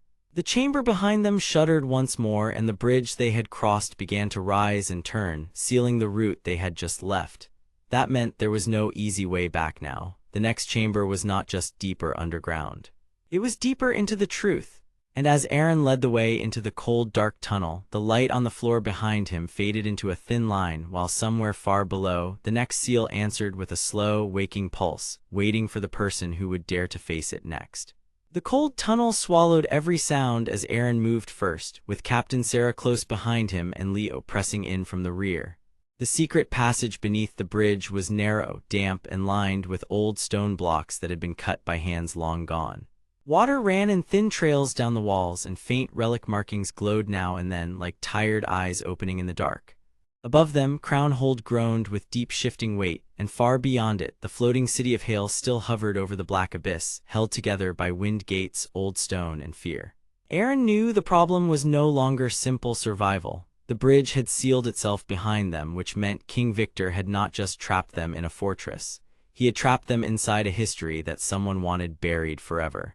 If they failed now, the Sky Fortress network could collapse into panic, and the world seal below them could wake in the wrong way. That would not just weaken the cities. It could break the balance that kept the living abyss back, and nobody in Hale, Blackwatch, or Crownhold would stay safe for long. Captain Sarah kept her hand near her weapon and her face hard, but her eyes still searched every shadow. She was a woman with long brown hair, pale skin, and a steel-blue military coat that marked her as a city defender who had carried too much responsibility for too many years. She did not trust surprises, and this tunnel was full of them. Leo followed with quick steps, his sandy blonde hair damp at the ends, his soot-stained vest darkening in the cold air, and his tool belts clinking softly against his slim mechanic frame. He wanted to prove that his hands and his mind could still fix what war had broken, and this moment mattered because the locks and seals ahead were clearly made for someone with his skill. Behind him came Master John, the older repair master with thick white hair, broad shoulders, and a dark forge apron that had seen years of sparks, pressure, and hard choices. He had come because he understood relic systems better than most people alive, and because he knew that if the truth was hidden beneath Crownhold, then it had been hidden by builders who feared what greedy rulers might do with it. Aren led them all, but he was not simply guiding them through stone. He was carrying the burden of every choice the fortress had forced onto him since the first relic answered his touch. He had short black hair, sharp dark eyes, a lean build, and a calm face that hid fast thinking and stubborn resolve. He looked like an outsider, yet the tunnel itself seemed to lean toward him, as if some old system inside the world remembered him before anyone else did. The next chamber opened without warning. It was not large in a normal way, but vast in the way that mattered, with broken bridges hanging over a deep black drop and moving platforms sliding slowly along hidden tracks. Glowing relic symbols pulsed in the floor, the walls, and the arches above, while old chains hung motionless as if the air itself had forgotten how to move. In the center of the chamber stood a broken silver frame, half embedded in stone, with dark lens panels, cracked armor, storm energy channels, and wolf-shaped lines carved into every hard edge. It looked like a machine waiting for a name. Leo stopped so fast that his boots scraped stone, and Master John let out a low breath because he knew exactly what he was seeing. This was another control frame, older than the rest and far more important. The chamber was part workshop, part prison, and part test hall for something the world no longer fully understood. Aren felt the same pull he had felt before, the same quiet call that had brought the Thunder Wolf relic frame to life. The difference now was worse. This frame was not just waiting, it was reacting. A thin blue light moved across its cracked surface, and the entire hall answered with a slow pulse from somewhere below. The seal was awake, and it was listening. Then the voice of King Victor reached them through the chamber, smooth and cold, carried through hidden speakers built into the old stone.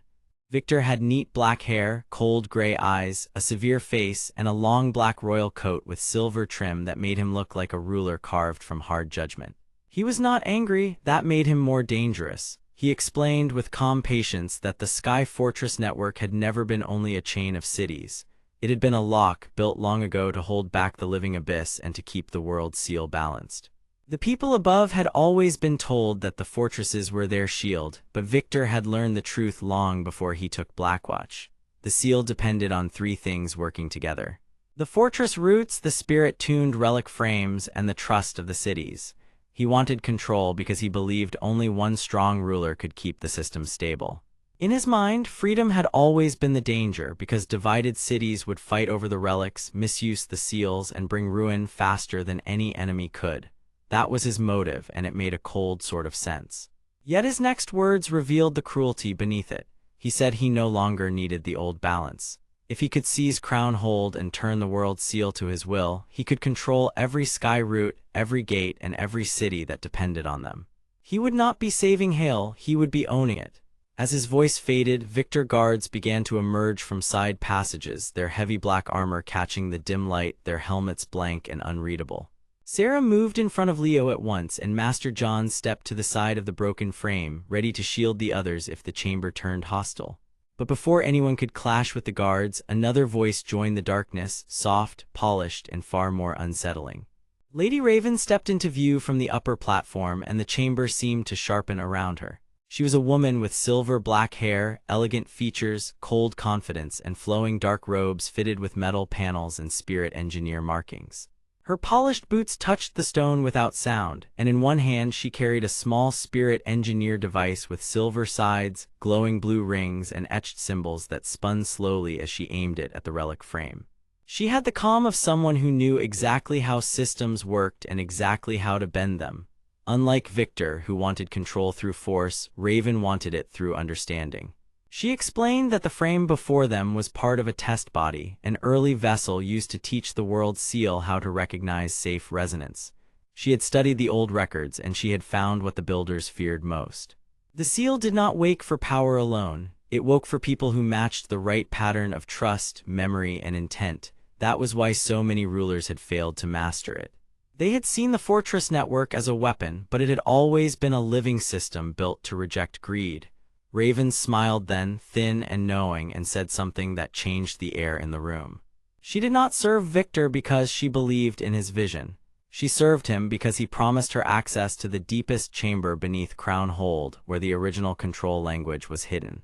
She wanted the truth for herself, and she was willing to let the world bend if it helped her reach it. That was the twist no one had expected. Raven was not only an enemy. She was a seeker, and she understood the buried system better than Victor did. Aren moved closer to the frame, and the Thunder Wolf relic frame answered from deep within the tunnel behind them, sending a low storm hum through the floor. The connection was instant, almost like recognition, and it told everyone something important. Aren was not chosen by accident. The old systems were responding to him because he matched the hidden pattern the builders had left behind. He did not fully understand what that meant yet, but he understood enough to know that the seal was not a simple lock. It was a judgment. The chamber was designed to test whether a person would use power to rule or to protect. That was why the chamber had remained hidden for so long. The world had been waiting for a person who could carry both strength and restraint. Leo, seeing the control rings on Raven's device, whispered that he might be able to redirect the chamber systems if Sarah could keep the guards back for a few seconds. Master John answered at once, telling him to stay focused and not waste a single motion. Sarah gave one sharp nod, then turned with military discipline as the Victor guards rushed the platform. The fight that followed was fast, tense, and controlled. Steel struck stone, boots slid over glowing lines, and the old chamber lights flashed in hard white bursts as the moving platforms shifted without warning. No one fell. No one was destroyed. Instead, the guards were pushed back and forced to retreat under the sudden pressure of the chamber itself. Raven watched it all with narrowed eyes, clearly more interested in the relic frame than in Victor or his men. That made her even harder to read, because she had already decided that the chamber mattered more than any person standing inside it. Aren reached the broken silver frame at the center and placed both hands on its cracked armor. The moment he did, the chamber opened its memory. Light spread through the storm channels, blue at first, then white, then deep gold, and shapes of old builders appeared in thin layers across the air like fragments of a lost recording. They were not ghosts, they were preserved instructions left behind by the first protectors of the seal. Master John gasped as the words became clear enough to understand. The Sky Fortress network had been built by people who knew the abyss was not just empty space. It was pressure, hunger, and movement without end, waiting under the world. The fortresses were anchors, not thrones, and Crownhold was the heart of the whole design. If one ruler took it for greed, the entire network would start to fail in stages, beginning with the seals and ending with the routes between cities. Aren felt the truth settle inside him like a heavy stone. Victor had not merely attacked the cities to conquer them. He had been pushing every fortress toward a crisis so he could force the world seal to answer to him when it woke. That meant the danger was bigger than a single battle. It meant every move Victor had made, every arrest, every blockade, and every false promise had been part of one long plan. Sarah understood it at once, and her expression changed from anger to grim certainty. Leo looked sick with worry because he knew that if the frame activated fully, there might be no simple way to shut it down again. Then the chamber shuddered harder and the broken frame lifted a little from the stone, as if something below had begun to breathe. A line of light opened in the floor, narrow at first, then wider, revealing a deeper passage into the core below Crownhold. The secret they had chased was no longer hidden. It was opening under their feet. Victor ordered his guards forward, but the chamber answered first, throwing out a wave of storm light that forced them back. Raven raised her spirit engineer device and began scanning the symbols, her face sharp with focus, while she muttered that the inner hall was finally responding. She had found what she came for, but even she looked uneasy now, because the system was reacting to Aren in a way no record had prepared her for. The old builders had left one final rule inside the seal, and it was simple enough for anyone to understand. The person who awakened the core would have to choose whether the fortress network would serve power or balance. Aren looked at Sarah, then at Leo, then at Master John, and he finally understood that his choice was not about proving himself. It was about protecting people who trusted him. He stepped toward the opening with a steady breath, while the Thunder Wolf relic frame hummed above him like a watching guardian. Behind him, Victor gathered his forces for another push, and Raven kept her device trained on the glowing marks as if she was ready to rewrite the chamber the moment she found the key. Ahead of him, the inner hall of Crownhold waited in silence, deep and dark and alive. The seal had opened its first answer, and the next truth was already calling from below. The inner hall of Crownhold opened like a sleeping giant taking one slow breath, and the cold air rushed out with a low, deep hum. Broken stone bridges crossed over a dark drop, old relic symbols glowed under the floor, and thin streams of blue light moved through the walls like veins. Aren stood at the edge of the opening with his short black hair still damp from the mist, his sharp dark eyes fixed ahead, and his lean body held steady even as the hall seemed to watch him back. He was the kind of young man who looked plain at first glance, but his calm face always hid a fast mind and a stronger will. Behind him, Captain Sarah stood with her long brown hair tied back, her steel blue coat marked by dust and battle wear, and her posture straight as a blade. She was a city defender who had learned to keep fear behind discipline, and she mattered because she knew how to hold a line when others wanted to run. Beside her, Leo, with sandy blonde hair and a soot-stained work vest, tightened his gloves with nervous hands and careful eyes. He wanted to understand every machine in the fortress, and his skill with tools made him vital now. Master John, broad-shouldered and weathered, with thick white hair and a dark forge apron over his plain shirt, watched the hall with a serious calm. He had repaired too many relic systems to trust a miracle, and he knew the seal below was old enough to punish mistakes. The problem was clear to all of them now. Crownhold had opened part of the world seal, and if they failed here, the fortress network could collapse into the abyss below, leaving Hale and every other sky city exposed to ruin. At the same time, Victor and Raven were closing in, and both of them wanted the same power for very different reasons, which made the danger even worse. Aren stepped forward first because the Thunder Wolf relic frame above him had begun to hum in answer to the chamber. The silver mech body hung from a damaged support arch, one blue eye lens burning with steady light, and its cracked shoulder plate pulsed with storm energy that matched the glow under the floor. It was not fully repaired, but it was awake enough to guide him, and that meant the hall had accepted him as part of its old system. Victor's voice echoed from the entrance behind them, cold and controlled, as the King of Blackwatch gathered his armored guards for another push. Victor wore a long black royal coat with silver trim, and his severe face held no anger at all, only the quiet certainty of a man who believed everything should belong to him. He wanted Crown Hold because the Sky Fortress network was the last thing standing between the realm and chaos, and if he controlled the seal, he could control the routes, the cities, and every trade path in the sky. His logic was cruel but simple. He believed order was worth any cost, even if that cost was freedom. Near him stood the Victor Guard, a stern man with dark hair hidden under a closed helmet, black armor, and an iron shoulder plate that caught the blue light from the hall. The guard and the soldiers behind him shifted into formation, ready to force the opening if Victor ordered it. On the other side of the chamber, Lady Raven lifted her spirit-engineered device, a small silver tool with circular light rings and glowing blue panels. Her silver-black hair framed a cold, elegant face, and her dark robes moved like shadows as she stepped closer to the glowing marks. Raven wanted more than Victor's order. She wanted control over the fortress system itself because she believed the ancient seal could be rewritten, tuned, and bent into a new shape. She had spent years studying spirit traces, and in her mind the old rules were not sacred, only unfinished. That was why she mattered so much in this moment. Victor wanted rule through force, but Raven wanted rule through understanding, and her kind of hunger could be even more dangerous. She watched Aren, the hall, and the relic frame at the same time, waiting for the right second to steal the truth from under everyone else. The floor beneath Aren shifted as he stepped onto the first moving platform, and the hall answered with a wave of light. Thin lines crossed the stone, formed into a wolf shape, and spread outward toward 3 sealed doors hidden in the dark walls. Leo gasped and pointed at the markings, then quickly pulled out a small work light from his belt. He was scared, but he was still useful because his careful eyes found patterns that others missed. Master John leaned down and traced one glowing line with a rough finger, then shook his head once. He understood enough to know that the chamber was not just a room, but a test. The world seal was built like a lock with many parts, and each part needed a different answer from the fortress network before it would open safely. That was the real twist no one had seen until now. Crown Hold was not hiding a treasure chamber or a simple weapon. It was hiding a living control system for the Abyss Barrier itself, and the Thunder Wolf relic frame was not only a tool. It was a key body, an early test form made to speak to the seal through storm energy and spirit resonance. Aren felt the truth settle into him with a chill. If the relic frame was a key body, then someone long ago had built it for a human pilot, not for a machine alone. That meant the fortress expected a person with will, not just power.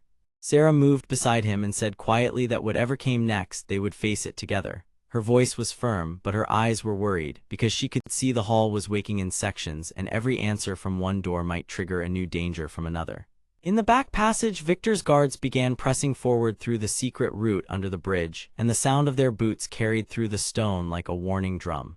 Raven, seeing the glow shift, narrowed her eyes and adjusted the device, trying to read the chamber faster than the seal could react. The air grew heavier, the blue light brighter, and the first platform started to move toward the lower hall below. Aren did not rush this time. He remembered every hard lesson from the road, every broken part, every moment when panic would have ruined what patience could save. He closed his eyes for one breath, placed his hand on the glowing floor mark, and let the Thunder Wolf relic frame answer through him. The chamber reacted at once. A deep pulse rolled through the hall, the hidden bridges locked into place for a moment, and a ring of symbols rose from the floor around the central drop. High above, the relic frame shifted its head a few degrees, like a guardian choosing trust. The world seal had accepted a second layer of contact. That was when the next revelation struck. A low voice, neither fully human nor fully machine, echoed from the chamber wall and spoke in broken but clear words about balance, not conquest. It said the seal had once been guarded by the city founders, and that they had divided the control among sky fortresses so no single ruler could use it alone. Victor heard only control and power, and his eyes sharpened with anger because the system denied his claim. Raven heard the deeper meaning at once. Her cold expression changed for a single instant, not into fear but into excitement, because she realized the seal could be rewritten if she reached its core pattern. She had not come to serve Victor forever. She had come because she believed the old system could be remade under her hands. That was the hidden danger inside her. She was not loyal to the king, only to the idea of becoming the one person who could command the sky. Victor gave a sharp order and his guards rushed through the passage beneath the bridge. Sarah moved to block the nearest path, Leo scrambled to hold a side panel steady, and Master John shouted for everyone to stay clear of the moving ring. The chamber began to open downward, the central platform lowering toward a darker level below, and the hall shook as if the fortress itself was deciding whether to help or resist. The clash came fast, but it was not a clean battle. It was a struggle for space, timing, and control. Sarah held the line with disciplined steps, forcing Victor's first guard wave back from the bridge edge. Her steel blue coat flashed under the blue light, and though she feared the collapse of the hall, she never let her stance break. Leo used his tools to jam a side gear before it could lock, saving the group from a sudden trap that would have sealed the way behind them. Master John, with his deep forge knowledge, recognized a power cycle that was about to overload, and he shouted for Aren to follow the rhythm instead of fighting it. Aren listened because by now he had learned that strength without trust was useless. He moved with the pulse of the chamber, and each step made the light align more clearly. At the same time, Raven advanced to a raised console on the far side, her spirit engineer device sending thin blue beams across the symbols. She was trying to copy the seal pattern into her own device, and for a brief second it looked as if she might succeed. Then the hall answered her attempt with a harsh flash and her device sparked, showing that the seal was rejecting forced control. Raven did not retreat. She only smiled, cold and certain, because now she knew where the real core had to be. Victor saw the same thing and became more impatient, which made him more dangerous. He did not care if the hall broke, as long as he got what he wanted before anyone else. The lower platform finally settled with a heavy thud, revealing a deeper path into the inner hall, where more relic symbols waited under a curtain of darkness. Aren looked down into that dark opening and felt both fear and resolve at once. The fortress was not done speaking. The first truth had opened, the second truth had answered, and the next one was waiting below. As Victor gathered his forces for another push and Raven kept her device ready for another attempt, Aren stepped toward the deeper hall with the Thunder Wolf relic frame glowing overhead, knowing that whatever lived at the core of Crownhold would change everything they thought they understood. The inner hall of Crownhold waited like a sleeping giant beneath the fortress, cold air moving through broken stone and old metal. Long relic lamps glowed with a weak blue light, and their beams cut across narrow bridges, hanging cables, and black gaps that seemed to breathe below. Aren stood at the edge of the opening with his short black hair lifted by the draft, his dark eyes steady even as the floor trembled under his boots. Behind him, Captain Sarah, a woman with long brown hair and a firm face, kept one hand near her weapon and one eye on every shadow. Leo, a young man with sandy blonde hair and a nervous face, checked his tools with fast, careful hands. Master John, the older man with thick white hair and a heavy forge apron, stared into the hall with the calm of someone who had repaired too many broken things to panic now. They all knew the danger in the same simple way, because if Crownhold woke the wrong way, the whole sky route network could fail, and every floating city could fall into the living abyss. King Victor also understood the stakes, but he understood them through fear and control. He stood farther back with his neat black hair and cold gray eyes, wearing his long black royal coat like a blade made of cloth. At his side, Victor Guard soldiers formed a hard wall of black armor, silent and disciplined. Victor believed the world seal belonged under one strong hand, because in his mind weakness had already nearly destroyed the realm. He wanted Crownhold to obey him, not because he loved power for its own sake, but because he feared chaos more than cruelty. Lady Raven stood close to him, her silver black hair falling over dark robes with metal panels, her expression calm and unreadable. She carried her polished spirit engineer device in one hand, and the glowing rings around it turned slowly as she studied the chamber. Raven wanted something different from Victor. She did not trust the old order, and she did not trust Victor either. She wanted the core of Crownhold because she believed the person who understood the fortress first would decide the future of the sky. That made her dangerous because she was smart, patient, and ready to turn any truth into advantage. Aren stepped forward before either side could move first. The Thunder Wolf relic frame, now partly repaired and standing high above on a broken support platform, answered his motion with a low pulse of blue light. Its one glowing eye lens turned toward the deeper chamber, and storm lines across its silver frame flickered as if it remembered the path below. Aren had begun this journey like an outsider with little more than calm eyes and stubborn will, but every step through the fortress had shaped him into something harder and clearer. He was no longer just reacting to danger. He was learning how to face truth without turning away. The others followed when he descended the first narrow stair, and the old stone groaned softly under their weight.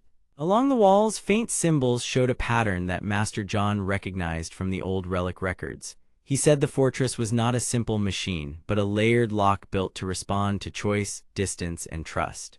That was why brute force had failed before. The world seal did not open for the strongest hand. It opened for the right sequence, the right balance, and the right heart. Victor hated that idea at once because it meant he could not simply take what he wanted. The next chamber opened around them in a wide circle of dark stone and silver rails. In the middle stood a broken relic control frame, half sunk into the floor, its armor cracked and its lens panels dark. Beside it floated a ring of thin metal plates, each one marked with symbols that Leo immediately recognized as control paths. He crouched down, his work vest stained with soot, and muttered that the frame was waiting for a spirit signal, but the signal was split in too many pieces. Raven lifted her spirit engineer device and began to scan the chamber, her eyes narrowing as the rings of light shifted faster. She discovered something that made her pause. The chamber was not simply a core room. It was a test room made to measure who would try to command the fortress and who would try to understand it. She told the others that the system would not reward force, it would punish it. That was the first real twist, and it changed the air in the room at once. Victor heard the warning and his jaw tightened, because he realized the fortress itself had been built to resist men like him. He had spent years believing the sky survived because strong rulers kept order. Now the ancient walls seemed to say that order without trust was only another kind of ruin. Before anyone could answer, a deep sound rolled through the chamber, low and sharp like thunder trapped inside stone. The floor plates shifted, and a hidden bridge rose a little from the darkness below, revealing a narrow path toward a deeper heart chamber.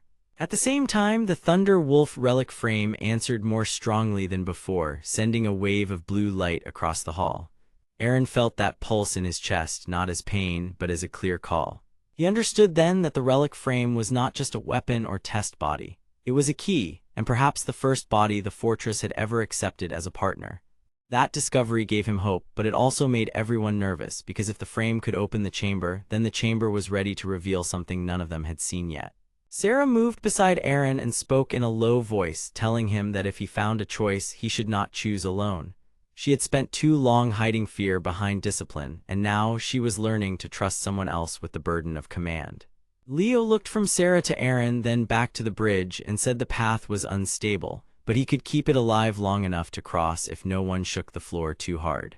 Master John nodded once, already thinking like a builder instead of a fighter. He said the old system had weight limits, timing marks, and spirit locks, and that they would need patience more than courage. Victor refused to wait. He raised one armored hand, and his guards moved forward at once, trying to force the route before the chamber could close. Raven called out to him not to be foolish, but her voice carried little concern and even less respect. She wanted him to move because every mistake he made revealed more about the fortress.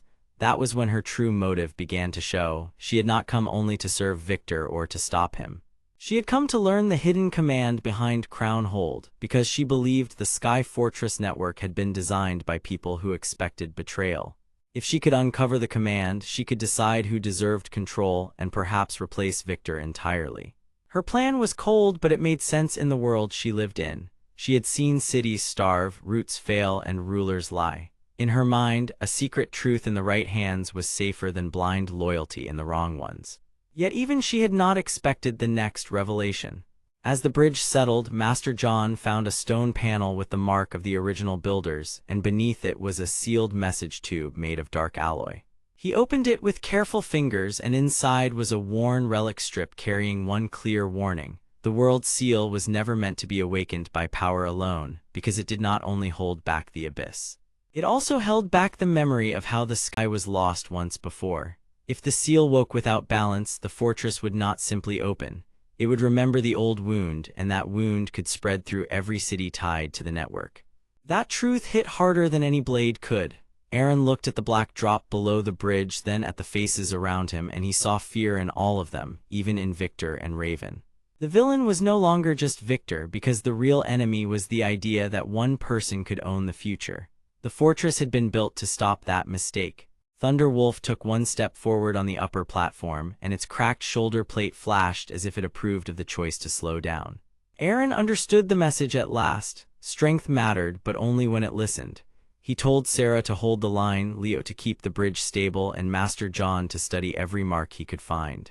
Then he turned toward the deeper path alone, but not in isolation. He moved as someone who had finally accepted that leadership was not about being the loudest or the strongest. It was about carrying fear without letting it control the next step. Behind him, Victor shouted for his guards to advance, and Raven quietly adjusted her device, her mind already racing toward the next advantage. The chamber lights flickered once, then twice, and somewhere below in the hidden heart of Crown Hold, something vast and ancient answered with a slow, awakening pulse. Aren kept walking because he knew the next truth was already waiting, and now the whole fate of the sky was leaning toward his decision.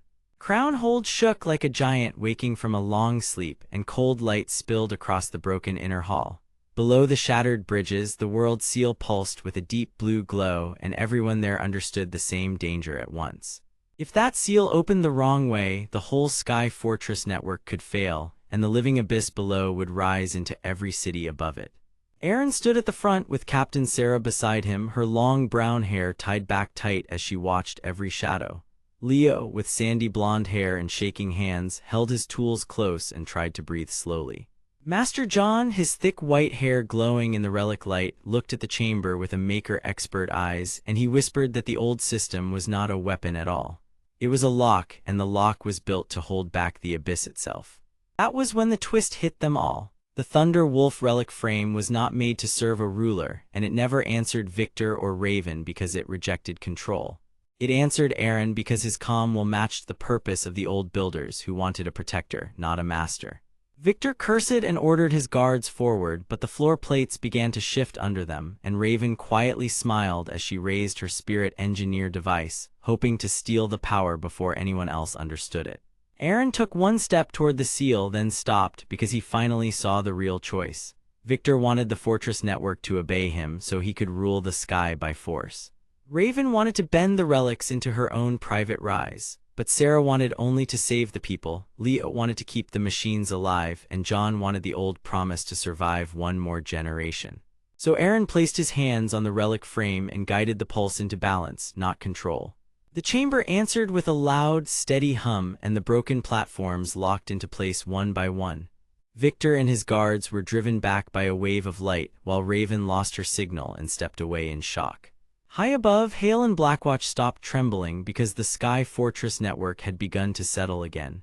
The Thunder Wolf stood fully awake, its blue eye bright and steady, and Aren smiled for the first time without fear.